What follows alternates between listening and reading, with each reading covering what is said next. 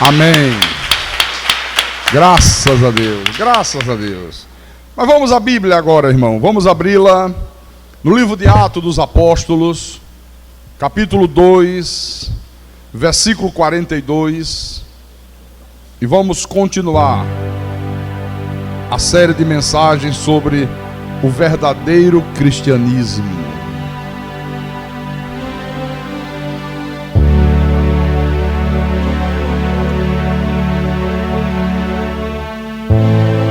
Todos acharam? Então acompanhe, por favor, a leitura, que diz assim: e perseveravam na doutrina dos apóstolos, e na comunhão, no partir do pão e nas orações. E vamos orar ao nosso Deus, para que o Espírito Santo continue a nos mostrar como é que esses primeiros cristãos viviam, o que que a palavra, o que que o Espírito Santo operou na vida deles, e como é que essa mudança se manifestou ao mundo, como é que era o procedimento deles. Então vamos orar ao nosso Deus, para que o Espírito Santo fale coisas profundas ao nosso espírito nessa manhã. Oremos ao Senhor agora.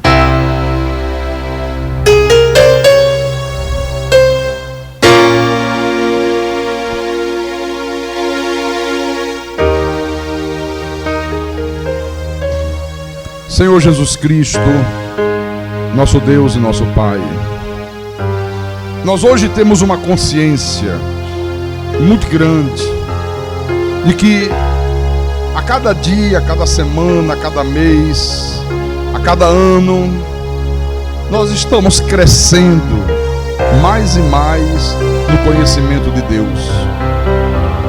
E quando nós crescemos verdadeiramente no conhecimento, esse crescimento se manifesta de uma maneira muito clara aos olhos de quem convive conosco.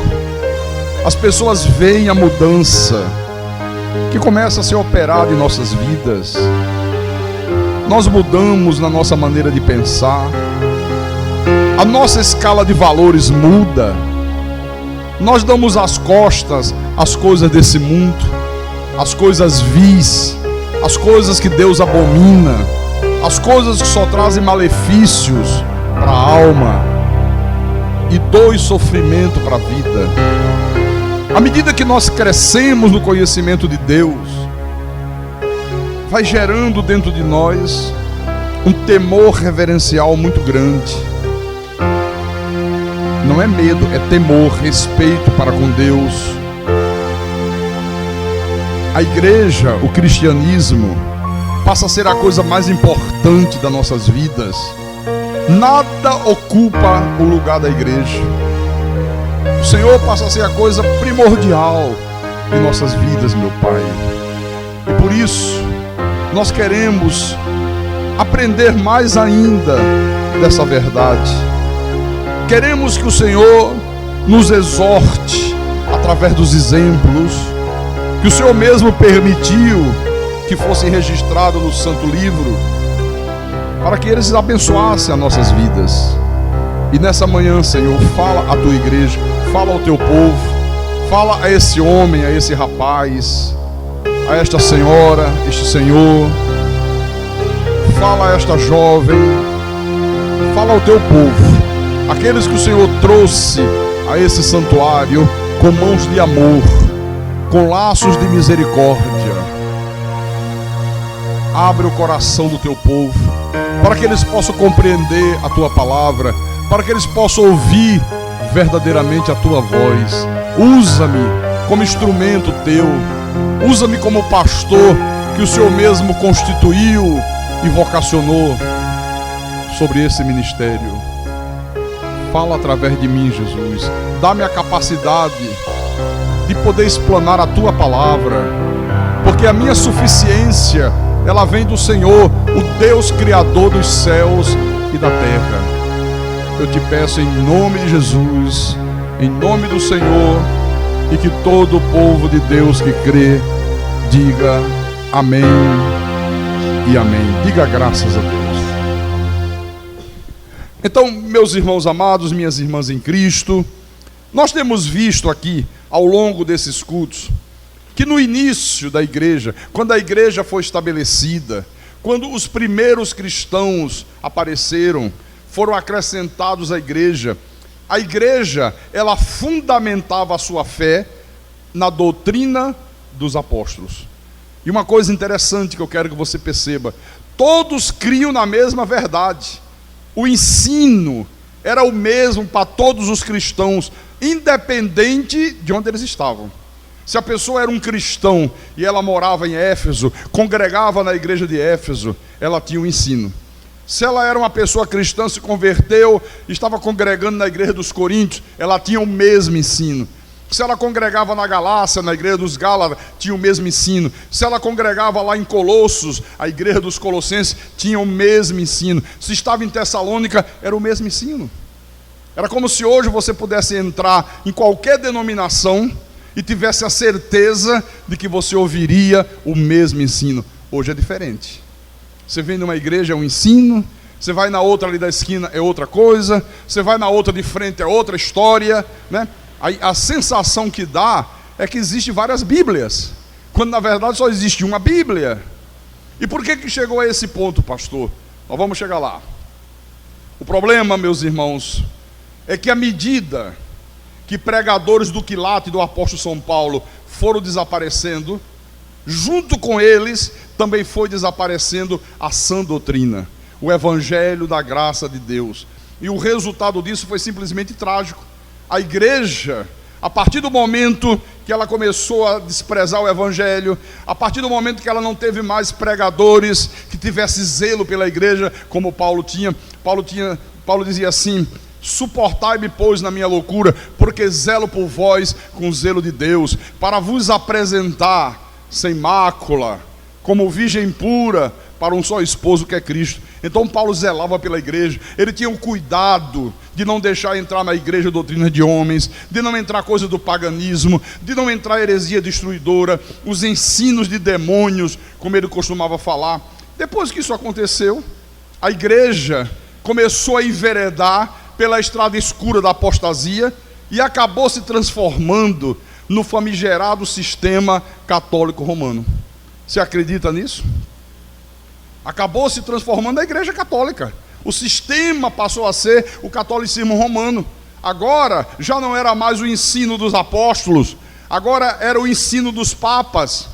Foi aí que começou a surgir a canonização dos santos, a venda das indulgências, o culto a Maria, a mariolatria, dizendo que Maria pode interceder em favor das pessoas, né? Foi aí que começou o ensino sobre a existência de um purgatório, que as pessoas pecam, mas aí elas vão para o purgatório, elas purgam seus pecados, e aí podem ser salvas, e aí pode ser que elas consigam chegar a Deus. Então, na verdade, quando aconteceu isto, estava se cumprindo a primeira parte daquilo que Paulo havia predito antes da sua morte. O que Paulo predisse, pastor, antes da morte dele? Vamos ver agora aqui na Bíblia. Abre em Atos dos Apóstolos, capítulo 20, versículo 29. A primeira parte da profecia de Paulo foi essa aqui. Ele disse: eu sei que depois da minha partida, entre vós penetrarão lobos vorazes, que não pouparão o rebanho. Ele disse: eu sei, o Espírito Santo já me mostrou. O Espírito Santo já me inspirou a dizer isso para vocês, que depois que eu partir, depois que eu morrer, não haverá quem zele pela igreja, a igreja vai se apartar da verdade sagrada, a igreja vai desprezar o ensino dos apóstolos, e vão penetrar entre vocês lobos vorazes, que não vão poupar o rebanho. E eles penetraram. Esses lobos vorazes aqui começaram a vender as indulgências, a famigerada venda das indulgências. Os padres saíam pelas ruas das cidades naquela época, e eles diziam assim de casa em casa: olha, os teus parentes e os teus amigos que já morreram estão lá no purgatório gritando, eles estão clamando, eles estão dizendo: nós estamos sofrendo um grande martírio, mas uma oferta de vocês nos livraria daqui desse sofrimento. Vocês podem e vocês não querem dar. Os padres diziam: olha, no momento que a moeda de ouro for ofertada, a alma do teu parente, a alma daquele teu amigo querido, ela sai do purgatório e ela voa livre para o céu. Ela voa livre para os braços de Deus. Irmãos, eles exerciam uma pressão tão violenta para forçar as pessoas a darem dinheiro, que eles diziam assim: ó, mesmo que você só tenha uma roupa, você deve tirar do corpo, você deve vender esta roupa e trazer o dinheiro para a igreja, para que você obtenha essa graça de tirar um parente teu que está no purgatório, de conseguir dar salvação para aquele parente. Chegava ao absurdo de dizer assim: o Senhor nosso Deus já não é Deus, porque Ele entregou todo o poder ao Papa. Você está compreendendo? Qualquer semelhança com o que acontece hoje, com alguns movimentos pentecostais e neopentecostais, não é mera coincidência não, viu? É a mesma coisa, é exatamente a continuação disso, a descendência desse sistema aqui. Naquela época, havia até preço para os pecados praticados, para receber o perdão. Por exemplo, a poligamia, o sujeito que praticou a poligamia, ele tinha que pagar 6 ducados. O pecado do roubo, se a pessoa tinha praticado, 9 ducados. Se praticava o homicídio, 8 ducados. Se a pessoa praticava o pecado da feitiçaria, 2 ducados. Tinha os preços estabelecidos pela igreja, para ter direito a receber o perdão dos pecados. Aí eu pergunto para você nessa manhã: dá para você imaginar que aquela igreja pura, aquela igreja que nós já vimos aqui, que perseverava na doutrina dos apóstolos, aquela igreja que vivia em união, aquela igreja que perseverava diariamente no templo, viesse a se transformar nesse monstro chamado catolicismo romano? Dá para você imaginar que isso pudesse ter acontecido? Mas foi exatamente o que aconteceu aqui, ó. A igreja mergulhou nas trevas da apostasia, sabe? Abandonou a palavra, se distanciou da palavra. Olha, e é o que acontece. Sempre que a palavra é tirada do púlpito da igreja, sempre que a verdade é deixada de ser pregada, a igreja envereda pela apostasia. Por isso que você vê aí coisas horríveis hoje aí, chamado de igreja, chamado de cristianismo. Você vê coisas verdadeiramente absurdas, né? Que não tem nada a ver com cristianismo. Mas um dia, Deus levantou um homem para se insurgir contra esse falso evangelho, um padre católico chamado Martinho Lutero. Esse homem, meditando na Bíblia, Deus começou a falar ao coração desse homem, e Lutero se levanta, Lutero se insurge, Lutero diz: olha, tudo isso está errado, isso está contra Deus, isso que vocês estão fazendo aí não está aqui na Bíblia.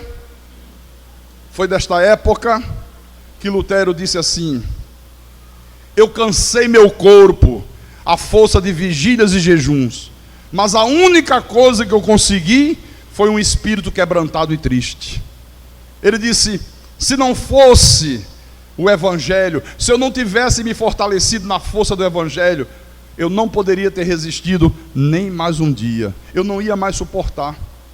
E foi este homem que deu início no século XVI à grande reforma protestante. Junto com Lutero, Deus levantou outros homens, homens bravos, homens de coragem, homens segundo o coração de Deus, que é coisa que a igreja mais precisa hoje, são de homens segundo o coração, homens e mulheres, né? Quando fala homens, não está falando no sentido do gênero masculino e feminino, no sentido de pessoas. O que mais a igreja precisa hoje são de pessoas segundo o coração de Deus. E foi através desses homens, segundo o coração de Deus, que a igreja voltou às suas origens. A verdade da Bíblia foi restaurada, a doutrina dos apóstolos voltou a ser proclamada, e foi no século XVI que nasceu a chamada igreja protestante. E a igreja, quando nasceu no século XVI, toda ela estava fundamentada no evangelho da graça de Deus. Esse é o evangelho que nós pregamos hoje. A igreja batista, ela começou crendo na predestinação, crendo na soberania de Deus, crendo na salvação eterna. Hoje já não crê mais nisso, né? Então a igreja voltou à sua pureza. Os lobos vorazes foram expulsos do seio da igreja, e a luz da verdade de Deus, irmãos, voltou a resplandecer outra vez. Então, através da pregação da palavra, através do evangelho da graça de Deus, as pessoas passaram a ter as suas vidas transformadas pelo Espírito Santo. A Bíblia passou a ser a única e exclusiva regra de fé. Eles começaram a reconhecer a sua eleição e Deus começou a ser visto como um Deus soberano. Foi isso que aconteceu na época da Reforma. Só que isso foi século XVI. Hoje estamos no século XXI. Irmãos, olha, de 200 anos para cá, de 2 séculos atrás para cá, desde o século 18, 19, que a igreja tem assistido, lamentavelmente, o cumprimento da segunda parte da profecia de Paulo. A primeira parte cumpriu-se quando se transformou no famigerado sistema católico. A segunda parte está se cumprindo nos dias de hoje. Qual é a segunda parte, pastor? Veja aí o versículo 30. Primeira parte cumpriu-se. Agora está se cumprindo a segunda. Porque ele disse: e que dentre vós mesmo, agora já era a igreja, se levantarão homens falando coisas pervertidas para arrastar os discípulos atrás dele. Então, depois dos lobos vorazes, agora chegou a vez de, no seio da própria igreja, se levantarem homens falando coisas pervertidas, pervertendo a verdade, pervertendo o evangelho. Com que finalidade? Está aqui Paulo dizendo: arrastar os discípulos atrás deles. Então, outra vez, a doutrina dos apóstolos foi tirada do púlpito das igrejas e foi substituída por essas coisas pervertidas que esses homens falam. Nós estamos assistindo isso hoje, e o resultado é que os discípulos estão aí, coitadinhos, arrastados por coisas pervertidas, ensinados por falsos pastores, por falsos mestres, por falsos profetas, por falsos apóstolos. O homem passou a ser soberano, começou-se a pregar o livre-arbítrio, começou-se a dizer: não, Deus tem que respeitar o homem, Deus tem planos, mas ele não pode fazer nada se o homem não permitir. Não, o homem é que decide se quer ser salvo, se não quer ser salvo, se aceita Jesus, se não aceita Jesus. Passou-se a ensinar que todo mundo pode ser arrebatado das mãos de Jesus. Não, você hoje está nas mãos de Jesus, mas se você der uma bobeira, o diabo vai lá e te tira das mãos de Jesus. Onde está isso aqui na Bíblia? Começou a se ensinar que o demônio está solto, que ele pode a qualquer hora voltar para a vida de um filho de Deus e trazendo mais 7. Não é voltar sozinho não, só cuidado, porque senão o demônio volta com mais 7 para a tua vida. A santificação passou a não ser mais obra do Espírito Santo. A santificação passou a ser obra do próprio homem. Porque diz assim, ó, se a mulher deixar de cortar o cabelo, se a mulher deixar de usar maquiagem, não pintar mais as unhas, né? Não usar um brinco, se o cristão não for mais à praia, se ele não tiver mais televisão em casa, se ele não ouvir mais uma música popular, ó, ele está tendo uma vida santa. Então passou a ser a pessoa que cria a sua própria santidade. Quando hoje nós sabemos, santificação não tem nada a ver com essas coisas aqui. A santificação é uma obra do Espírito Santo, não é uma obra do próprio homem. É por isso que hoje, irmãos, tudo que não seja catolicismo ou espiritismo tem sido considerado como cristianismo. Se não é catolicismo, se não é espiritismo, então é cristianismo. Ah, o cara está ali na esquina com a Bíblia, falando de Jesus, falando dos milagres, e fazendo corrente, e colocando azeite na cabeça das pessoas, e derramando enxofre nos ouvidos. Diz que é cristianismo. Não, então é cristianismo. Fala de Jesus, tem Bíblia, usa o título de pastor. Gente caindo no chão, dizendo que cai pelo poder de Deus. Gente dizendo, ó, você tem problemas porque você tem uma maldição hereditária. Você está carregando uma maldição que veio lá do teu tataravô. Você tem que quebrar essa maldição. Quer dizer que Jesus não quebrou nada. Dizendo que tem que se libertar numa corrente. Então Jesus não libertou ninguém. E o que me deixa mais espantado é que os verdadeiros cristãos não têm refutado isso. Então, a verdadeira e eficaz ação do Espírito Santo tem sido substituída Muitas das vezes por essa coisa de fazer apelo, não é mais o Espírito de Deus que age, não é mais o Espírito Santo que convence, não, agora é o pastor que vai criando um clima e no final diz quem quer aceitar Jesus. E se as pessoas resistem, ele tem a técnica, né?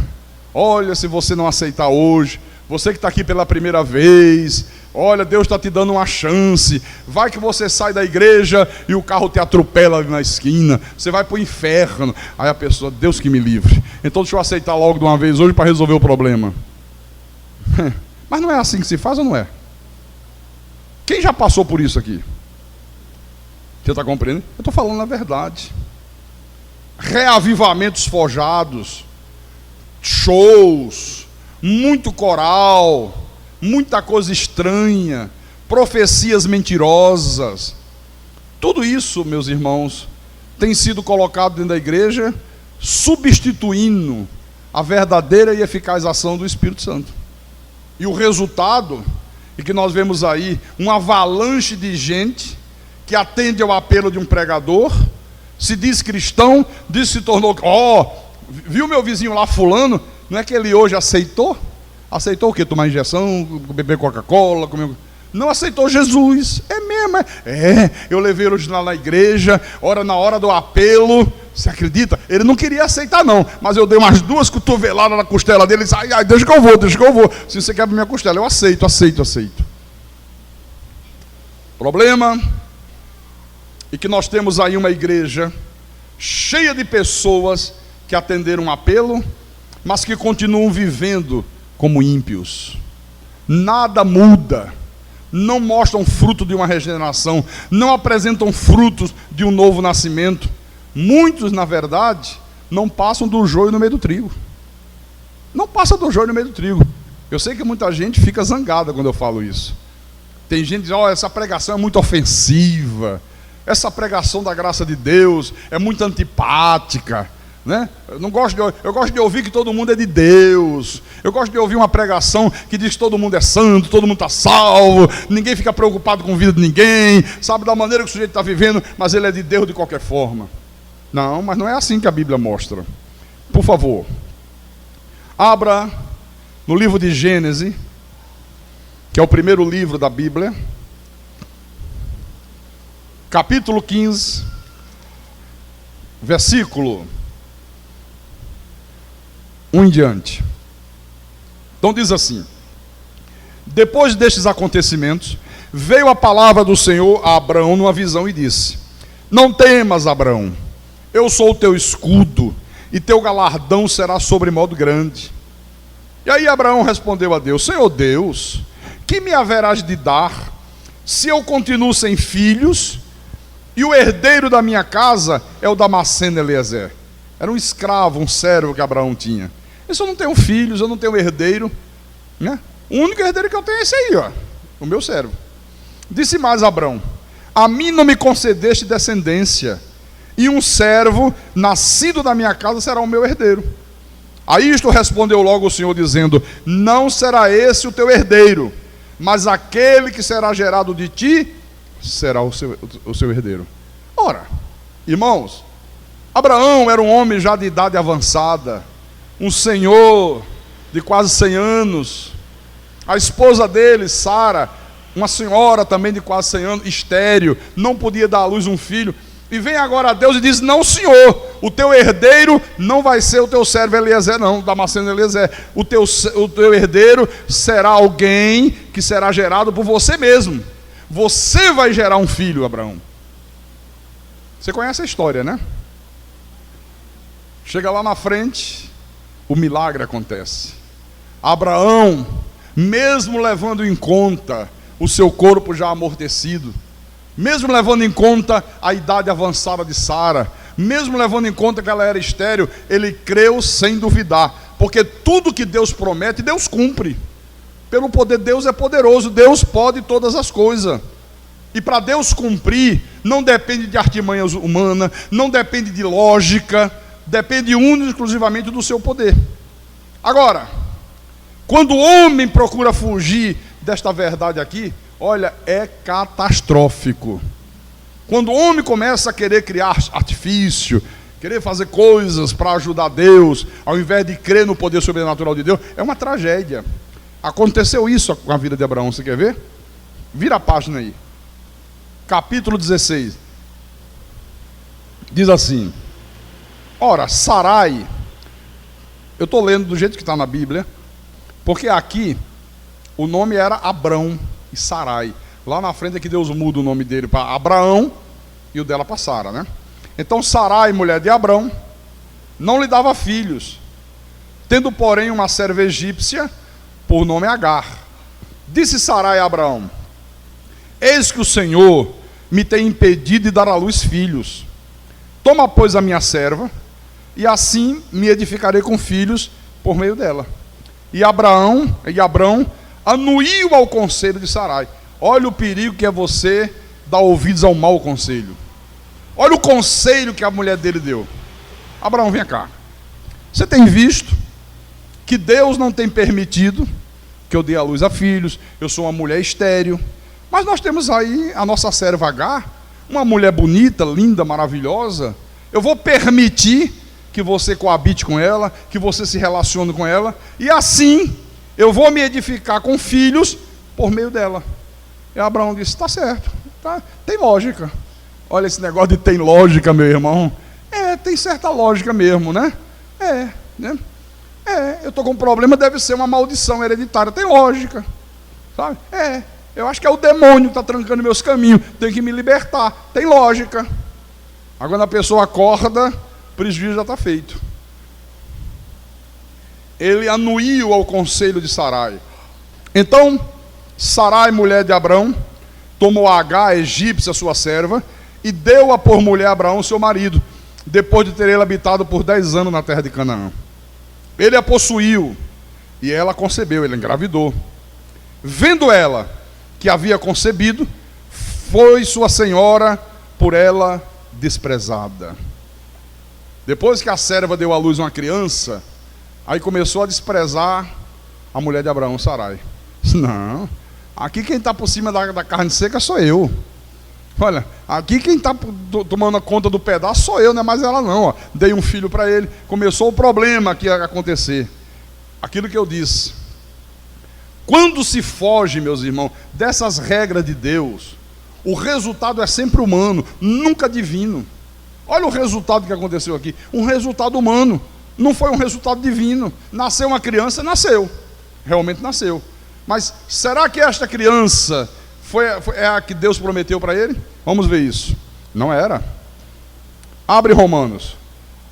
Olha o perigo que é se fugir das regras de Deus. Romanos capítulo 9. Versículo 6. Paulo diz: e não pensemos que a palavra de Deus haja falhado, porque nem todos os de Israel são de fato israelitas, nem por serem descendentes de Abraão são todos seus filhos, mas em Isaque será chamada a tua descendência. Isto é, estes filhos de Deus não são propriamente os da carne. Os judeus gostavam muito de dizer: eu sou filho de Abraão, sou filho de Abraão, sou filho de Abraão. Paulo disse: não é assim não. Não são os da carne, não é a descendência da carne, mas devem ser considerados como descendência os filhos da promessa, porque a palavra da promessa é esta: por esse tempo virei e Sara terá um filho. Então, Deus não considerou Ismael, que foi o filho que nasceu da escrava, como sendo filho de Abraão, como sendo herdeiro de Abraão. Deus disse: não, senhor, esse aí eu não considero teu filho, esse aí eu não considero teu herdeiro. Deserdou Ismael.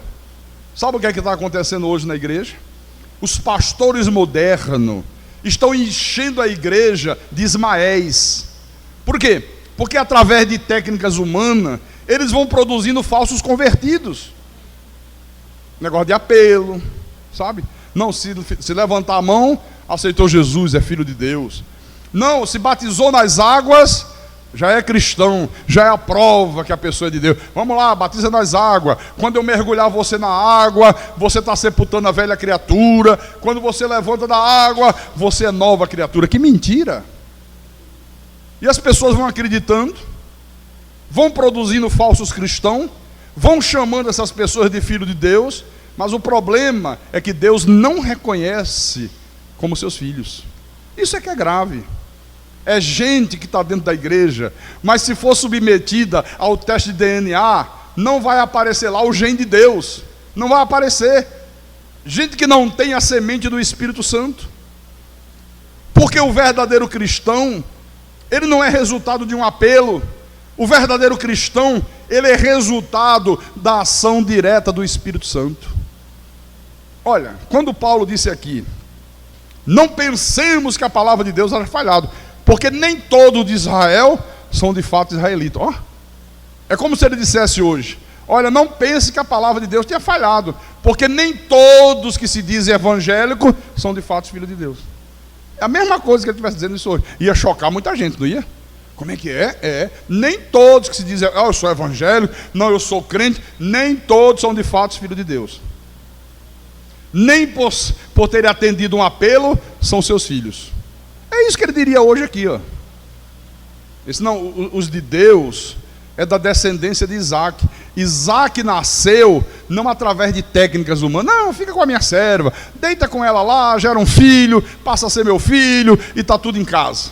Eu disse, não, você vai dar à luz uma criança, Sara. Você, seu Abraão, você vai gerar um filho. Eu vou agir. O Espírito de Deus vai agir de uma forma sobrenatural, sabe? E vai acontecer esse milagre. Por isso que eu disse, o verdadeiro cristão, ele não é resultado de técnicas humanas. Ele não é resultado de apelos. Ele é resultado de uma ação direta do Espírito Santo. Você quer ver como é isso? Abra aí em Ezequiel. Vou provar para você que é assim. Ezequiel 36. Ezequiel 36. Versículo 25. Em diante. Então Deus está dizendo o seguinte. Olha, é Deus falando. Então, aspergirei água pura sobre vós. Esta água é a palavra. Vou aspergir, eu vou proclamar uma palavra pura, uma palavra verdadeira. E vocês ficarão purificados de todas as vossas imundícias e de todos os vossos ídolos vos purificarei. A palavra da graça não purificou a tua vida ou não purificou? A minha purificou. Eu tinha ídolos que não acabavam mais na minha vida e achava que era crente. Eu tinha como ídolo o sal, o óleo, a água, a rosa ungida. Eu tinha como ídolo os meus líderes espirituais, sabe? Eu idolatrava os meus líderes espirituais. Olha, a palavra me purificou de tudo isso. De todas as imundícias que havia na minha vida. Um homem descontrolado, um homem violento, um homem bruto, estúpido, que não respeitava ninguém. Deus tirou tudo isso. E é Deus que faz, viu? Através da palavra. Versículo 26. Deus continua dizendo: dar-vos-ei coração novo, e porei dentro de vós espírito novo. Não é um espírito que vai entrar em você novo, não. Essa palavra, espírito novo, uma nova vontade, sabe? Um novo desejo. Qual era a nossa vontade alguns anos atrás? De domingo.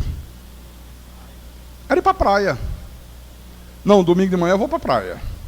De noite, dou uma chegadinha lá para marcar o cartão de ponto na igreja, né? Para Deus não ficar muito chateado. Mas eu vou curtir o dia. Domingo é dia de lazer, de se divertir. Quando que nós iríamos domingo de manhã para a igreja? Nunca. Quando que no passado você separaria 10% de tudo que chega às tuas mãos para dar de dízimo para Deus? Quando? Nunca. Absolutamente nunca. Então, dar-vos-ei espírito novo, uma nova visão. A escala de valores muda completamente. E que mais? E porei, tirarei de vós o coração de pedra, aquele coração duro, aquele coração que não entendia as coisas de Deus, que não podia buscar Deus, e vos darei coração de carne, um coração sensível à voz de Deus. Versículo 27. Porei dentro de vós o meu espírito, e farei que andeis nos meus estatutos, guardeis os meus juízos, os observeis. Você está compreendendo? Tudo é Deus que faz. Eu vou fazer isso, eu vou fazer aquilo, eu vou dar espírito novo, eu vou purificar vocês, eu vou tirar de vocês o coração de pedra, eu vou colocar um coração de carne, eu vou colocar dentro de vocês o meu espírito, eu vou fazer com que vocês andem nos meus estatutos, guardem os meus juízos e os observem. Tudo Deus fazendo. Então, quando as pessoas vão se tornando membro de uma denominação, através desses métodos humanos, o próprio Deus diz que elas não são herdeiras das suas promessas. É igualzinho Ismael. Não, isso aí não é seu herdeiro não, seu Abraão. Isso aí não tem nada a ver comigo. Isso aí não fui eu que fiz. Foi você que fez. Foi a tua artimanha que fez. Você usou uma técnica para induzir as pessoas a isso. O verdadeiro herdeiro, o verdadeiro cristão, é aquele que foi transformado pelo poder do Espírito Santo através da palavra. Esse é o verdadeiro cristão. Aliás, no livro de João, Mateus, Marcos, Lucas e João, no capítulo 1, versículo 12 e 13, a palavra diz: mas a todos quantos o receberam, deu-lhes o poder de serem feitos filhos de Deus, a saber, aos que creem no seu nome, os quais não nasceram do sangue, nem da vontade da carne, nem da vontade do homem, mas de Deus. O verdadeiro cristão, ele não nasceu do sangue, né? Não foi da sua própria vontade, não foi da vontade da carne, mas foi da vontade soberana de Deus. No capítulo 3, versículo 3, Jesus disse para Nicodemos: em verdade te digo, que se alguém não nascer de novo, não pode ver o reino de Deus. Você vê, se não nascer de novo, nem ver o reino pode, imagina o resto. E se não nascer de novo, Nicodemos, não adianta. Pode fazer. Este homem aqui, Nicodemos, era um dos principais dos judeus, era um dos principais líderes da religião judaica. E Jesus disse: olha, rapaz, se você não nascer de novo, você não pode nem ver o reino de Deus. Você pode ser formado em teologia, você pode ter faculdade, você pode ter 500 mil diplomas. Se você não nascer de novo, se você não for obra do Espírito Santo, você nem vê o reino de Deus, você pode. Pastor, como é que nasce de novo? Jesus ensinou a ele, versículo 5. Ele diz: em verdade te digo, quem não nascer da água e do Espírito, a água é a palavra, não pode entrar no reino de Deus. Quer dizer que tem que nascer da água e do Espírito. A pessoa ouve a palavra, ela crê na palavra, e na mesma hora ela é selada com o Santo Espírito da promessa. Ela é lavada, ela é regenerada, tudo se faz novo na vida daquela pessoa. Então, se não passar por esse processo aqui, Deus está dizendo, é nascido da carne. Não, eu me tornei cristão. Por que você se tornou crente? Não, porque eu fui à igreja, o pastor fez um apelo lá e eu aceitei Jesus. Por que você é crente? Porque eu batizei nas águas. Ah, é? Não, aqui ó.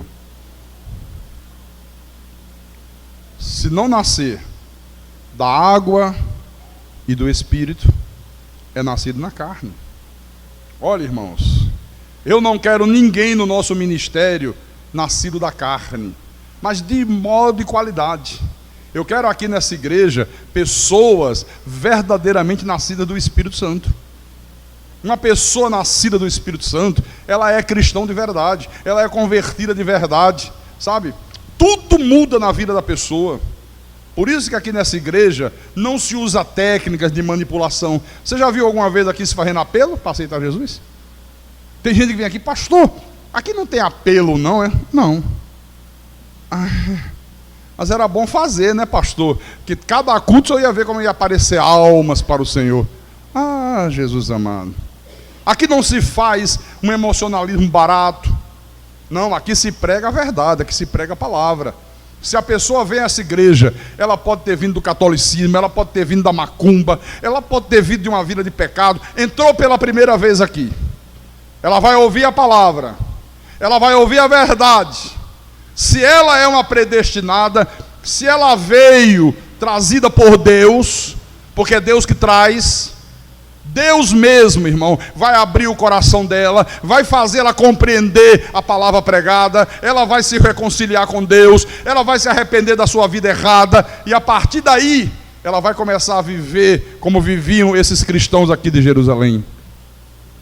Sem precisar de apelo, sem precisar de usar técnicas de persuasão humana. Não. Ouviu a palavra, creu, Deus abriu o entendimento, vai começar a perseverar na doutrina dos apóstolos, ela não vai mais faltar o escudo da igreja, ela vai se separar das coisas do mundo. O cristianismo vai passar a ser a coisa mais importante da vida dela, meu irmão. Sem precisar de apelo. Por que vocês estão aqui hoje? Alguém fez apelo para vocês? O que trouxe você aqui? Quem trouxe você aqui? Sim, a palavra. Mas não foi só a palavra, não. Se só a palavra trouxesse, todo mundo vinha. Foi preciso você ouvir a palavra e Deus fazer com você o que Ele fez com Lídia, quando estava ouvindo Paulo pregar. Abriu o coração, abriu o entendimento, você ouviu, você compreendeu e você não resistiu. Deus operou em você o querer e o realizar. Deus trouxe você para a igreja. Por que o outro ouve lá e é como se não tivesse ouvido nada? E se a pessoa não vier trazida por Deus, trazida pelo Espírito Santo, muitos vêm assim. Às vezes que a pessoa convidou, né? Mas aquele convite, ela veio não porque Deus operou nela o querer. Não, ela veio para atender. Não é ficar chato eu dizer para fulano que eu não vou. Eu vou dar uma chegada lá na igreja. Às vezes até gosta da palavra, às vezes até simpatiza com a palavra. Fica um tempo, 2 tempos e se vai. Não permanece para sempre. Nós não temos visto isso acontecer sempre? Temos ou não temos? Então, se não for Deus agir, irmãos, ninguém pode se tornar cristão. Se não for Deus agir, ninguém pode nascer de novo, ninguém pode ser salvo, não tem jeito. Nesse finalzinho do meu sermão, eu vou mostrar 2 exemplos. Um exemplo de uma pessoa que foi tocada pelo Espírito Santo, uma pessoa em quem Deus operou o querer e o realizar, e um exemplo de uma pessoa que não foi tocada pelo Espírito Santo. Vamos à Bíblia. Vamos ao primeiro exemplo. Está no livro de Marcos, capítulo 10. Marcos, capítulo 10, versículo 17. Todos acharam? Então vou começar a ler. E pondo-se Jesus a caminho, correu ao seu encontro, um homem ao seu encontro, e ajoelhando-se perguntou-lhe: Bom mestre, que farei para herdar a vida eterna? Respondeu Jesus: Por que me chamas bom? Ninguém é bom, senão um que é Deus. Olha a primeira coisa. Uma pessoa que não tem os seus olhos iluminados, ela não consegue ver Jesus como Deus. Para esse homem, quem era Jesus? Um mestre. Como tantos outros que havia em Israel. Bom mestre. Eu disse: espera aí, por que você me chama bom? Ninguém é bom, senão um que é Deus. Você não está me vendo como Deus? Se você me reconhecesse como Deus, aí está certo. Você me chamar de bom porque eu sou Deus, eu sou soberano, eu sou bom mesmo.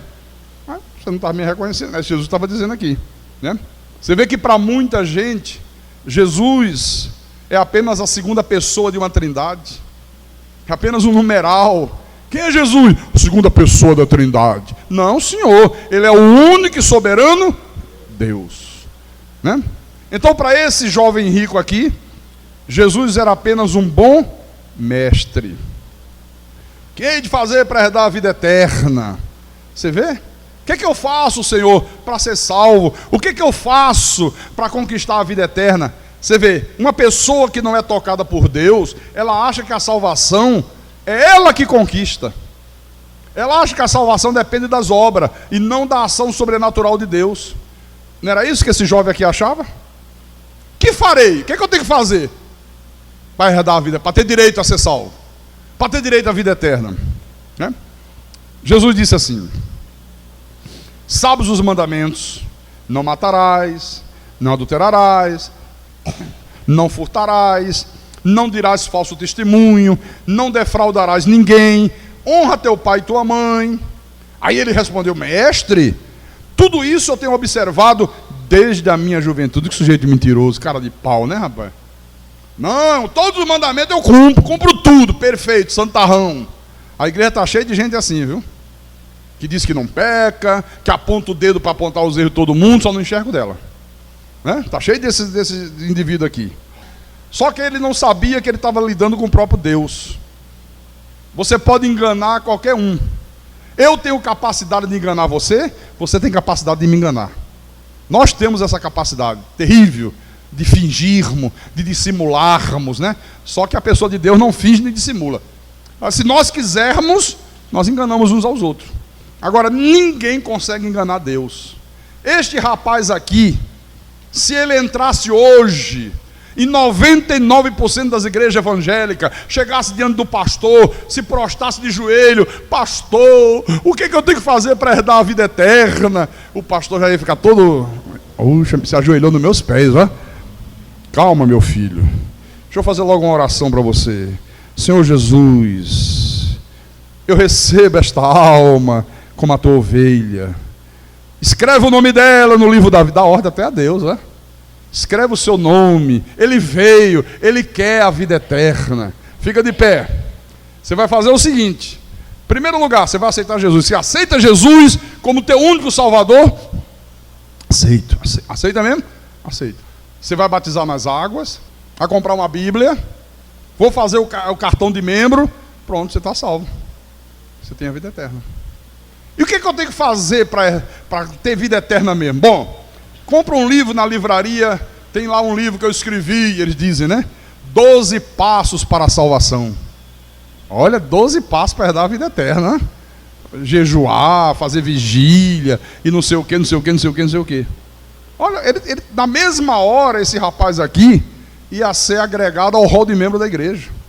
No outro dia, ele estava participando de programa de rádio, programa de televisão, dando testemunho. Tá vendo esse homem aqui, ó, rico, veio à igreja, caiu nos meus pés, aceitou Jesus, já batizou nas águas, todo mundo: aleluia, glória a Deus, farinha no prato, farinha na cuia. Eu estou falando alguma bobagem? Só que os métodos de Deus é diferente. O versículo 21 diz assim: e Jesus, fitando, o amou e disse: só uma coisa te falta. Vai, vende tudo que tens, dá aos pobres e terás um tesouro no céu. Então vem e segue-me. Pastor, mas Jesus aí não estava mostrando que a pessoa precisa fazer alguma obra? Não, não. Jesus estava colocando ele em xeque-mate. Jesus colocou ele em prova. Jesus disse: olha só, está pensando que me engana com essa atitudezinha de se ajoelhar, está pensando que me engana com essa palavrinha aí. O que é que eu faço, bom mestre? Eu quero a vida eterna. O que é que eu tenho que fazer?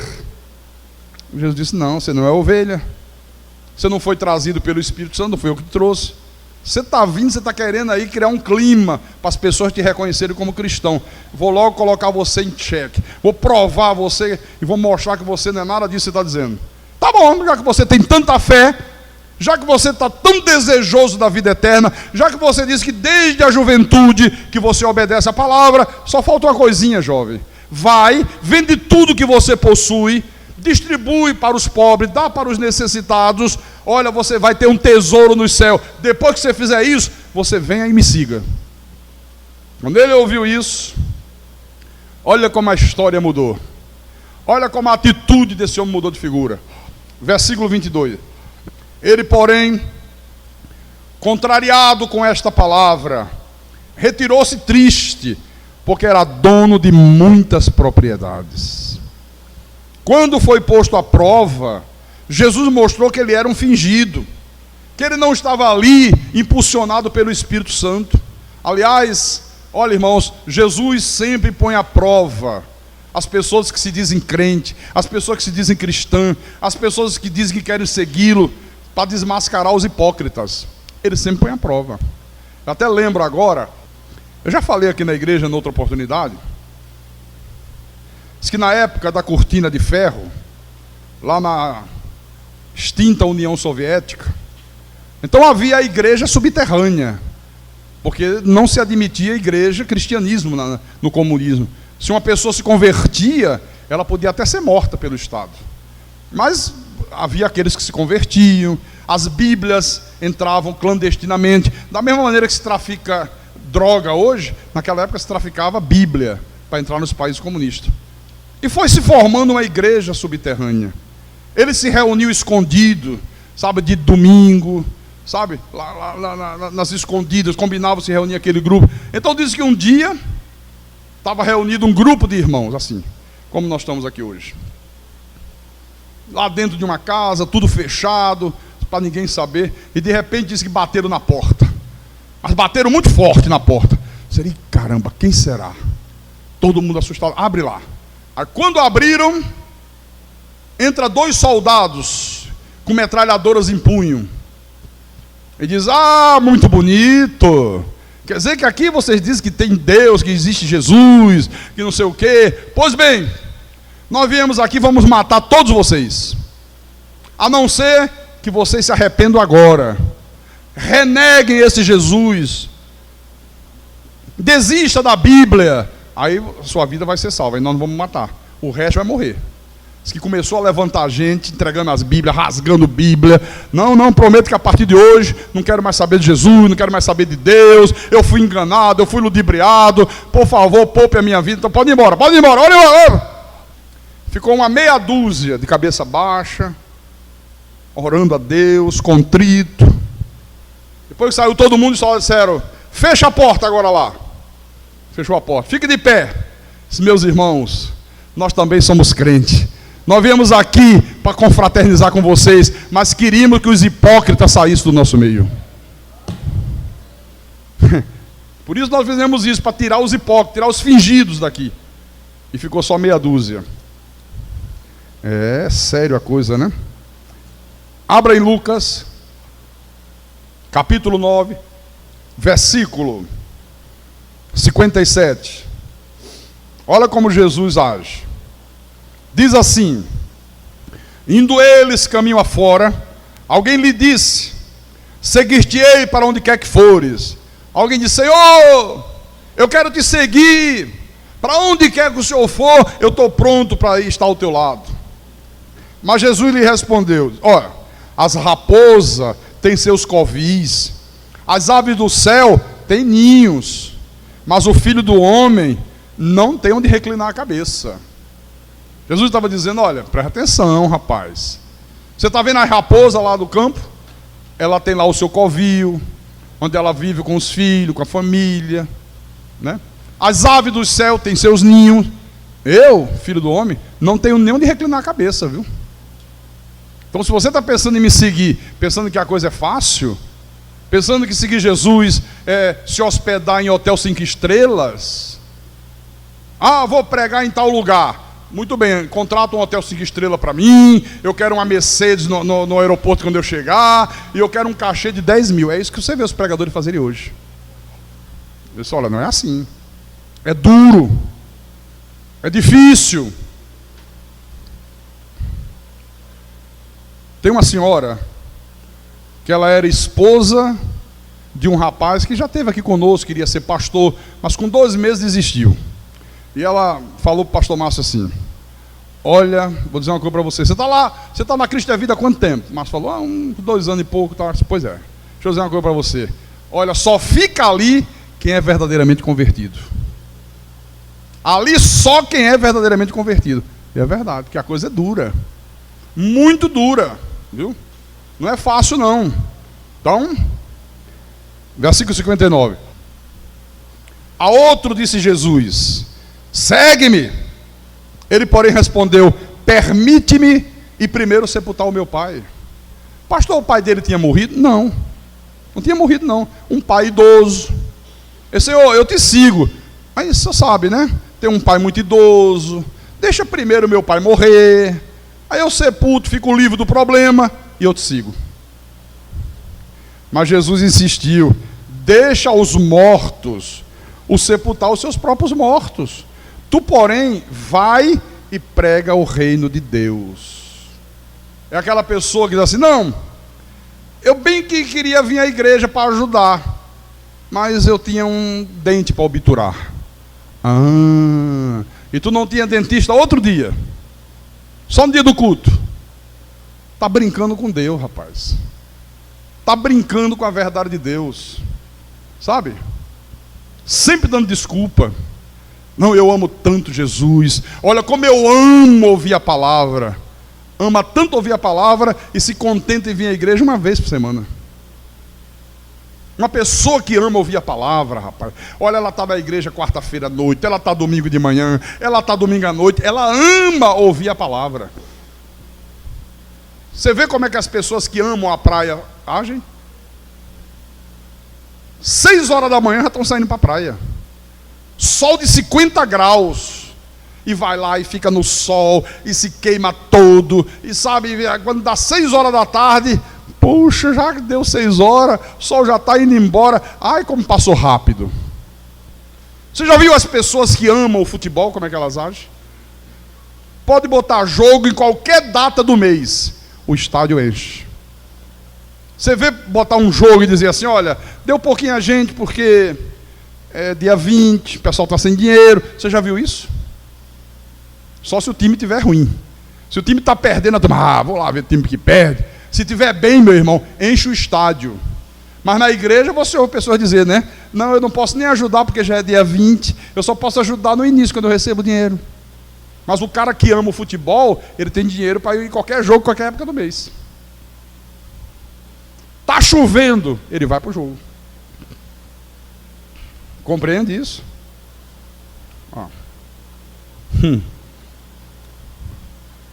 Outro lhe disse: seguir-te-ei, Senhor, mas deixa-me primeiro despedir-me dos de casa. Sempre apresentando desculpas. Sempre apresentando uma desculpa. Jesus disse: ninguém que, tendo posto a mão no arado, olha para trás, é apto para o reino de Deus. Agora vamos ver um exemplo de uma pessoa tocada pelo Espírito Santo, para a gente terminar. Em Lucas capítulo 19, Lucas 19, versículo 1. Entrando em Jericó, atravessava Jesus a cidade. E eis que um homem chamado Zaqueu, maioral dos publicanos e rico, procurava ver quem era Jesus, mas não podia, por causa da multidão, por ser ele de pequena estatura. Deixa eu explicar uma coisa para vocês. O que era um publicano? Olha, naquela época, os publicanos era o pior tipo de gente que existia. Era a pior raça de gente que havia na sociedade. Gente sem escrúpulo, gente sem caráter, gente desonesto. E este homem aqui, de uma maneira especial, porque ele era um judeu. E ele estava prestando serviço ao governo de Roma. Então era como se ele era visto como sendo um traidor da pátria. É como se de repente o Brasil fosse invadido por um país, né? E um brasileiro disse: não, sabe de uma coisa? Já que invadiu mesmo, deixa eu trabalhar para os homens, meu irmão, pelo menos eu me dou bem. Então, você quer cobrar imposto dos teus, dos teus amigos daí? Quero. Então tá bom. Olha, Roma cobra 20% de imposto. Eles têm que pagar 20% de tudo que eles consumirem, tudo que eles produzirem. O que você conseguir a mais é teu. Sabe o que é que os cobradores de impostos faziam? Ameaçavam as pessoas. Não é 20%, não, é 40%. Não, mas se você não der, você pode morrer, viu? Olha que de repente acontece uma coisa com você, igual bandido. Aí a pessoa, coitadinha, dava os 40%. Ele pagava 20% para Roma e ficava com 20%. Num instante enricava, igual os deputados de hoje. Está aqui, ó. Publicano e rico. Olha, irmão, quando a Bíblia diz rico, olha, é rico mesmo. Era gente que tinha muito dinheiro. Eu estive em Israel e eu fui visitar a casa desse tal de Zaqueu aqui. O restante das ruínas. Olha, você precisa ver. tamanho de um quarteirão desse aqui, maior, sabe? Coisa magnífica, sabe? Piscinas grandiosas, jardins suspensos, olha, uma coisa espetacular, rico, rico, rico, rico. Mas tudo à custa da desonestidade. Aí eu pergunto para você, um homem que era ladrão, um homem que era desonesto, um homem que era traidor da sua pátria, um homem que não respeitava os cidadãos do seu país, por que de repente esse homem sentiu o desejo de ver quem era Jesus? Está aqui escrito, procurava ver quem era Jesus. Por que de repente um homem desse aqui sentiu o desejo de ver quem era Jesus? Ele ouvia falar de Jesus. Vocês vão prestar atenção a mim ou ao Eric que subiu? Acaba aí, Eric, não precisava ficar olhando, deixa eu parar, esperar. Ficou todo mundo olhando quando subiu. Posso continuar?